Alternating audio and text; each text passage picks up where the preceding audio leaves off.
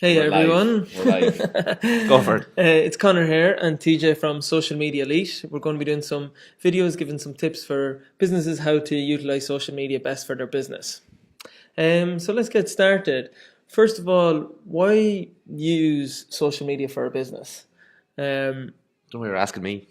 yeah, I think first of all you want to use it because the potential it has to reach your ideal customers, your audiences, build a constant touch point with current customers. There's some of the reasons why people use it.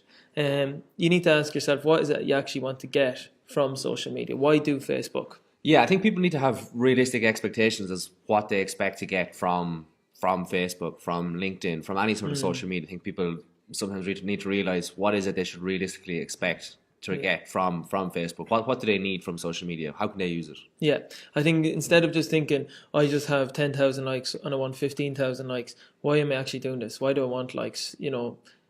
Just just likes just ain't going to Yeah, get no, you business. likes are a vanity Yeah, metric. I mean, if people realize, look, if I'm in the business and I need to generate leads, it's leads you should be worried about, not likes and engagement and stuff like that. That they're all extra figures, they're nice numbers to yeah, throw around and say, look, we've increased our likes and that. But it's important to remember what you're actually trying to achieve from social media. absolutely. And I think then if you say like, how do you actually currently get customers? And if you look at yourself in your business, whether it's a retail store or an online business, you need to ask yourself, if we had a new collection tomorrow, how do we get customers coming in the door? How do we get customers onto our website? Do we just expect them customers to come straight in the door when we open the doors or just onto the website because they should? That's not the way it works. So that's where you need to look at your social media, saying, well, if I do have a new product tomorrow, how is that now a marketing channel to get my message out to current customers and to get it out to potentially new customers? Yeah, like I think one thing people sometimes maybe lose sight of sometimes as well is that Facebook is not like a billboard. It's not like traditional kind of media in terms of it's much more. It's a social media at the end of the day.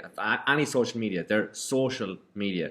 So that means it's two-way interaction. It's about building a relationship with people before they trust you enough to purchase or buy from you. Especially if you're a small brand or an unknown brand or a new company, especially people have not built a relationship with you before. They haven't purchased from you before.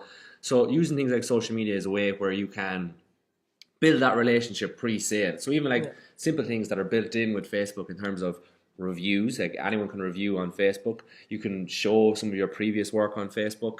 And like for argument's sake, if you're a baker, you sell cakes. You can show pictures of all the cakes you've done. People can review cakes you've done. You can answer questions. So someone can write to you on Facebook, on LinkedIn, wherever yeah, you're using, and say, "Hey, look, I have a communion coming up. Do you deliver?" Like they can do all of this through social media. So this is before you've even really fully gone and pushed for a sale. These are just simple things you can do to build relationship with people. It's opening up the conversation, starting the relationship somewhere. yeah. I think as DJ said, like when you use social media, you have to remember at the end of it, it's a social network. So if you try to use it as a billboard, it's just not going to work. If you think of yourself, the last time you were driving in a car and you passed a billboard, did you pull into that shop and did you buy what was on that billboard straight away? No, you didn't. And it's the same with online. So if you think you're going to just put stuff up on social media like it's a billboard and expect the sales to come in straight away, it's not going to happen. Which I think kind of brings us to more of the strategy side of things.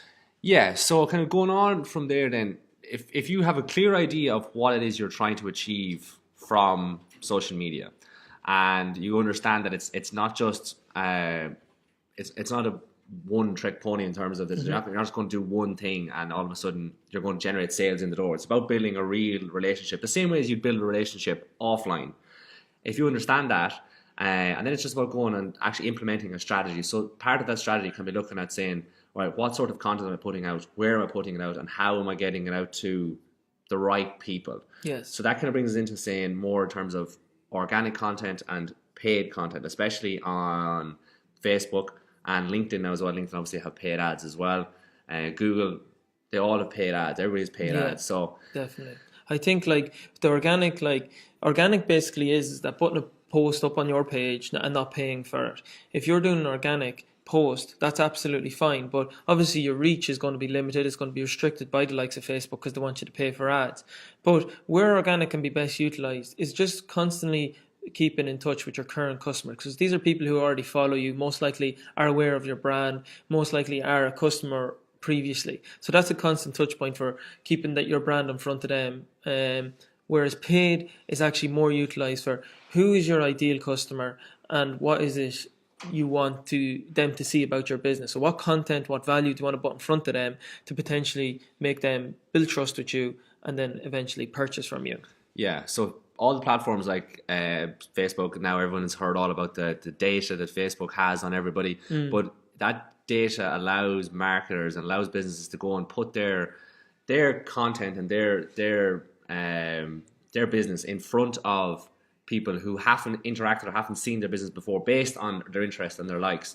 So from there, then it's just about you deciding what type of content you're going to put in front of them and how you're going to bring them from there to being a customer. And that's something we'll discuss next week. Yeah, I think the next week's video is going to be really how we actually build a funnel using paid ads to actually get your business in front of your ideal customers, generate the leads, and eventually turn them into sales. Yeah, how to take someone from a completely cold lead who doesn't know your business, hasn't seen your business, but has a problem that your business solves. How to take somebody from that cold position to being a customer. Yeah.